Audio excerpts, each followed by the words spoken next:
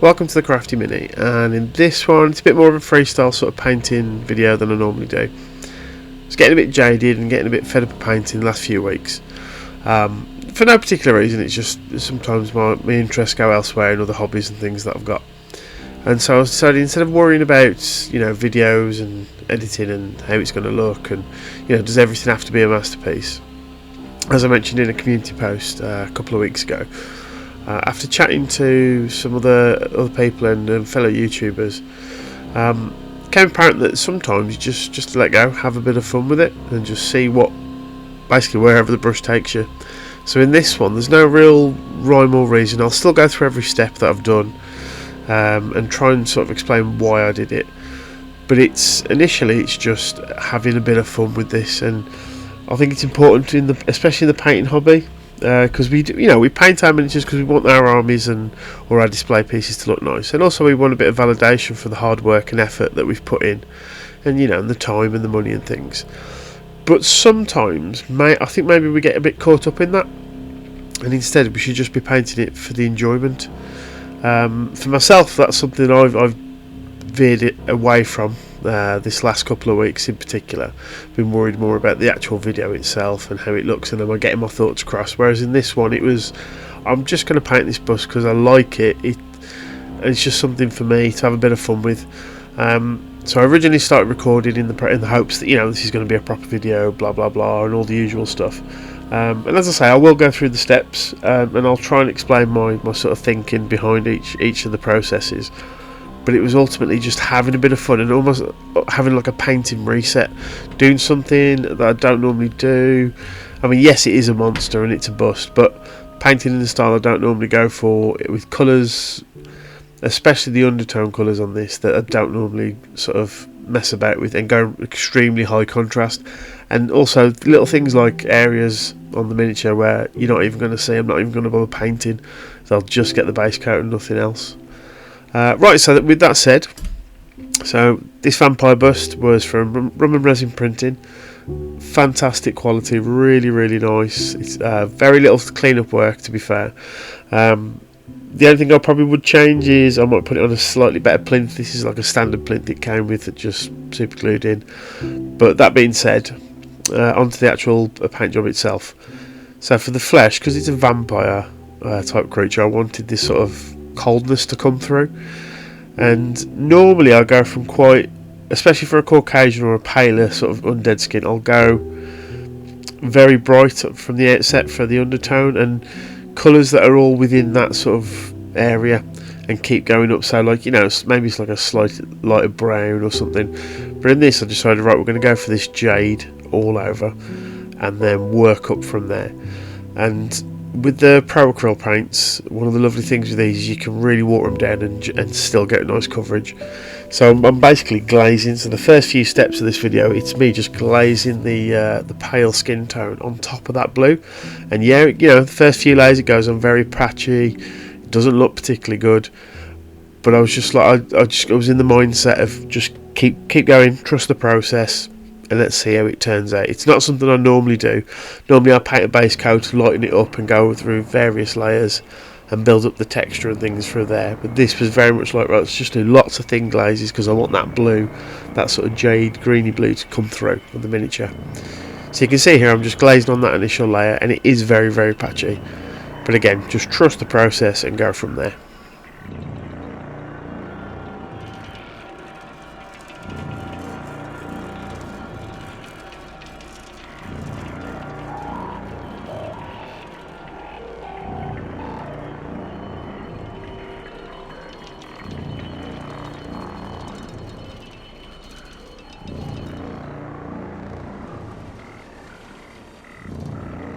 So this is after the first coat, and I'm starting to work on the actual second layer now. So exactly the same glazing process. This takes 2 or 3 steps. You've got to be a bit patient and just be willing to just keep putting it on. With each successive layer, I'm just working on the higher, brighter areas. You'll also notice on the side of the torso in particular, and in some of the folds in the skin later on in the clips, that blue's really prominent. underneath the cape and the sides of the torso, I've just not bothered painting. Some areas might have just got one quick flash of glaze with the skin tone, but I've not bothered. I've concentrated on the torso, so the abs, the pectoral muscles, and then most of his neck, but predominantly the face and the head, because that's where I want the focal point to be. And you do get a nice transition from them. I probably would maybe have done a few more coats looking at it, or working on some of the brighter areas, but still, I was completely winging this, had no sort of plan or rhyme and reason in place, but it was a lot of fun. And again, like I mentioned earlier, it's something I've not done before, and learnt a lot, and just it's nice to experiment every so often and have a bit of fun with it.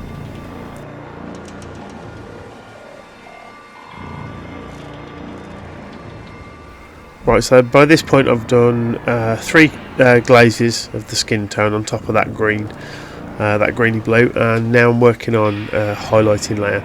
So I've added just a little bit of the ivory into there. Again, I want this more of like a cold sort of feel coming through from the green, and you've got the contrast with the ivory, because it's a warm ivory, it's called, from the Procol range, and it adds a little bit of warmth, as the name says, adds a bit of yellow into it, and it's just a nice contrast with the coldness of the bluey green. And I'm just working out on picking out areas, and again, it's very thin down, and the nice thing with Procol is you can push these pigments wherever you want them, and just take your time with it, and again, build up the layers. Don't worry about it actually, everything being all smooth transition at once.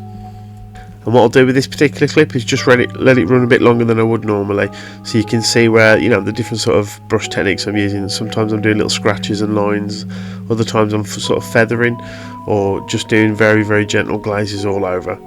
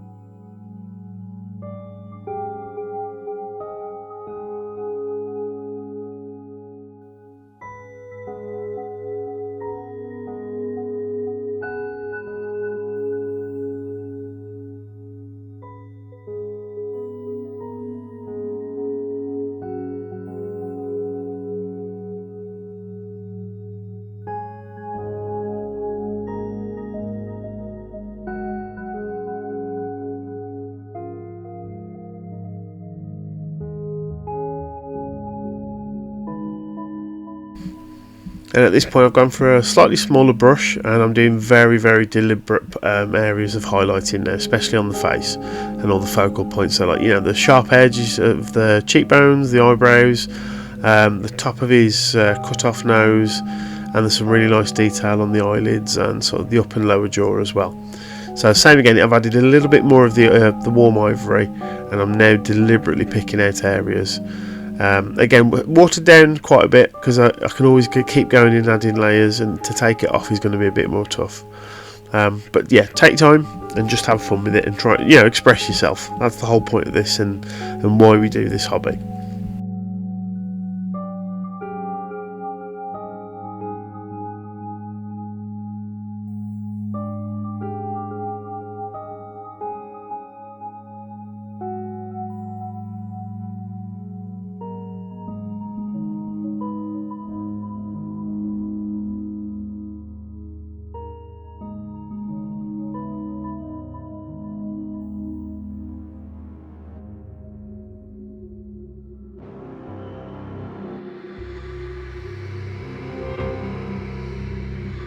So once that highlight layers on the face, I go in now and pick out very specific areas on the abs.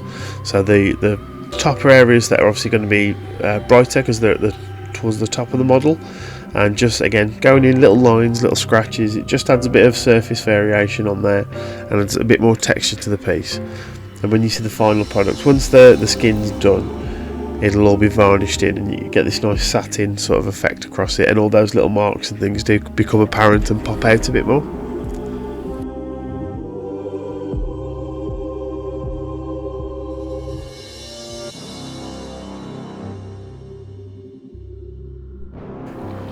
Right, as mentioned at the start of the video, there was no real sort of design process or idea of where I was going with this. It was very much just sort of winging it and just seeing what I can do and being a bit more free. So because of that, I've added a little bit of red to the palette, mixed that in with that initial jade greeny blue, and that's become the colour of the sort of plum sort of brown of the cloak. And again, when I wanted to brighten it, I just added a bit of the skin tone. The idea was just being a bit more free with it and not sort of worrying about how it's actually going to look, and you know, everything should have its own individual colour or matching as such. Just going in for it and just seeing what happens. Also, I find, and this might be the same for other people, once, especially on a bust, when I've been painting a specific area and getting it to a point that I'm happy, well, a scene that I'm happy with, and I'm not sure if I need to push the highlights anymore, so in this case the skin, I'll then stop painting that particular section, go in and start painting other areas of the miniature, just so I can start getting more of an idea of the contrast of colours. And then if I feel like, for example, if the cloak had gone on and it was a bit too bright, I might go and brighten up the skin a little bit more, or vice versa. So I just start to block out the miniature a bit more and neaten it up where I've obviously gone over and painting and concentrating on that specific area. And for me, it just helps me sort of visualise it a bit easier.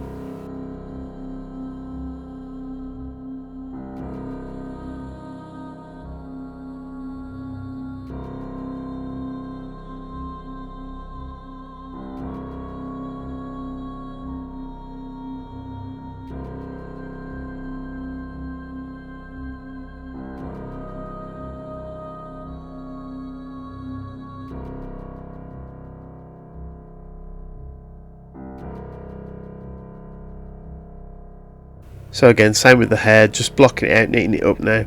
Going in with the dark warm grey from Pro Acryl, and then I'll be using the actual coal black as a sort of like an undershade on top to make areas dark. It's a nice contrast with these two. I didn't want the hair to pop out too much, because for me it was the skin and that cold sickly sort of colour that's coming through. You'll also see very, very small details, like the eyes have been painted in and I've not filmed it because I have to crane my back over and really get in. All you're going to see is the back of my head on the video, and there were just two eyes, and all it was just red dots, and then red for the eyes and then two black dots for the pupils. And because they're very, very small, because they're at true scale on this bust, just a bit of gloss varnish will make them pop at the end. But again, like I said with the cloak, going in now and just filling out all the colours just to make it get me a better idea of what it's going to look like.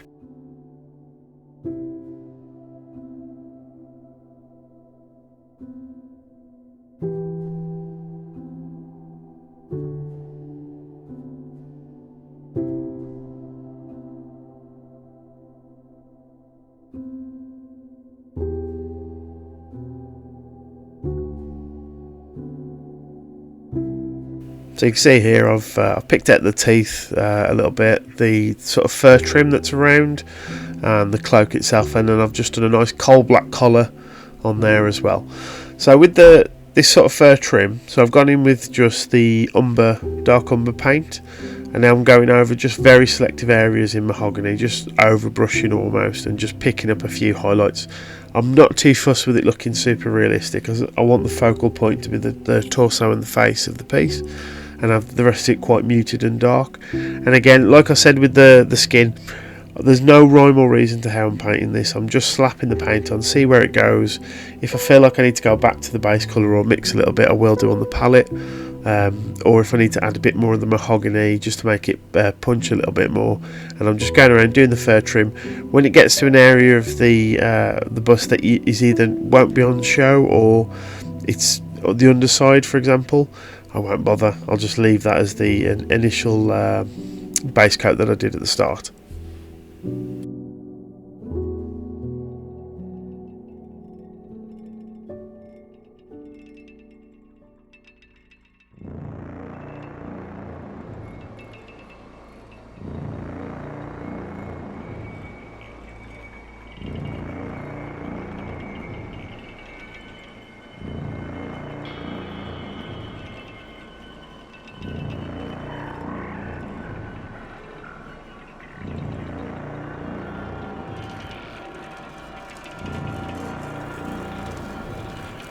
So I've been using the Pro Acryl metallics now. They are phenomenal, have excellent coverage, just like the paints, and they're really high pigment amount as well, so you can push them further. So for all the metallics on the miniature, for a base coat, because I want quite a dark sort of undertone that'll come through to contrast with the really bright, vibrant skin, what I've done is I've taken the dark silver, which is dark in itself, but I've mixed it 2 to 1 with a drop of the coal black.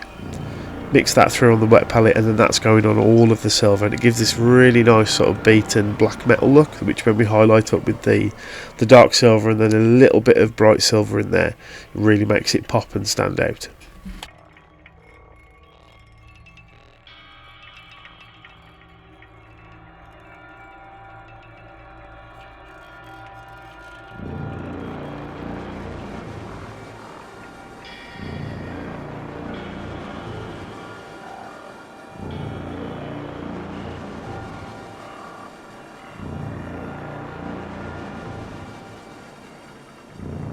And you'll see here that the coating of that dark silver mixed with the black, it was just a one coat, watered down, and it's gone on up. Really nice coverage.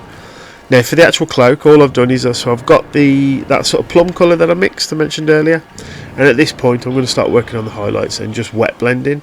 So I've added I've got mixed in a bit more of that skin tone to brighten it, and I'm going to keep adding it in layers and just going higher and higher, and then just painting through on the actual cloak any of the raised areas. And then what I do is I get the coal black, water that down to a glaze consistency, and then deliberately pick out the dark sort of folds of the actual cloak, just to accentuate the contrast between the light and dark. And then at the end, when this all gets a matte varnish on the cloak, it really makes it pop, and it adds a bit of texture, but it's not too bright and it's not pulling away from the skin. But that sort of plum purple works quite nice, because you've obviously got the slight blue tones that connect into the skin, and then it's a nice dark colour. It makes the silver pop a little bit as well.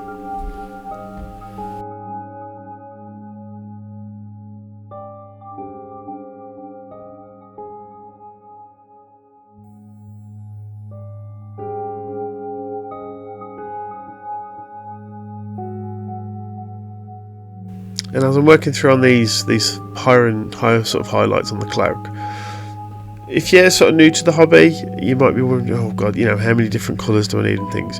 Weirdly, if you've got a limited palette, I think it's actually better for you, because you're going to have to learn to mix your paints. And again, like I've mentioned from the very start of this, and I've done in other videos, just express yourself and have fun with this. There is no rhyme or reason to this. I'm just chucking paint on and seeing what happens. And it turned out quite good in the end. I was quite lucky. But don't worry thinking about, I need hundreds and hundreds of paints and mixing all these different things. If you just have 3 or 4 and just keep using those and mixing through, and use whatever's on your palette to brighten it, because those colours are already on the miniature and somewhere else, it actually ties it all in quite nice, and everything it works together.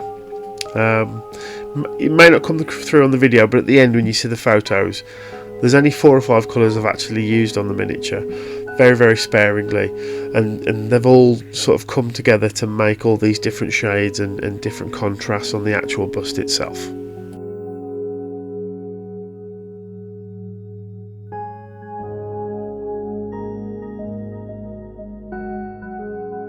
Right, so at this point, in particular on the fur trim, I felt like the depth of colour wasn't as dark as I wanted it.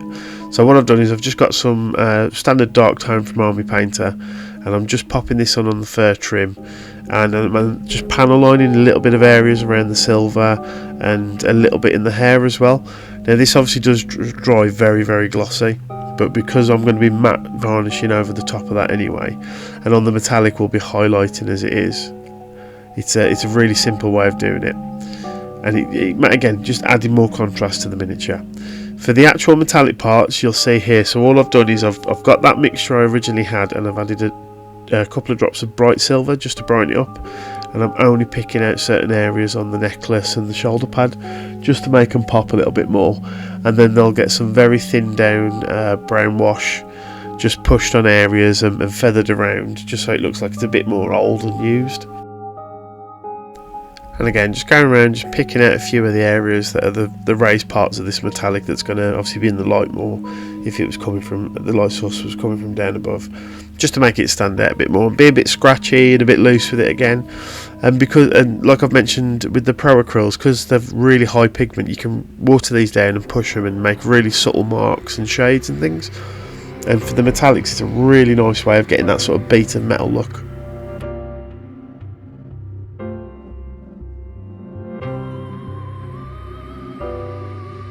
And here he is, all done. So you can see a little bit of the brown wash is still drying there on the shoulder pad, but yeah, really happy with this. And then all I've done is to get rid of that glossy effect on the washes that I use around the trim. When it's dry, I put matte varnish on all of the trim and his collar, a little bit in his hair, satin on the skin, and then I've just left the metallics as they are because they'll pop on their own. And you can see with all the close-ups, it's a really simple paint job, lots and lots of glazing, doing very thin layers. Yeah, it's a bit time laborious, but it was nice just having a bit more fun with it and expressing myself a bit more and not worrying too much on how it's going to look. Yeah, it's not the best piece I've done, far from it, but I've had a lot of fun doing it, and that's the main thing, and I've enjoyed it, and it's rekindled and made me want to do a bit more painting and be a bit more expressive and experimental with stuff. Anyway, hope you've enjoyed the video nonetheless, and maybe you've learned stuff. Share some comments, let me know what people think. Is this a style that people have tried before, being a bit more expressive and a bit more loose? Do you want me to sort of do more with this sort of style in the future or anything like that? Hit me up in the comments, I'll always answer them. But thank you all very much for watching, and we'll see you on the next one. Cheers.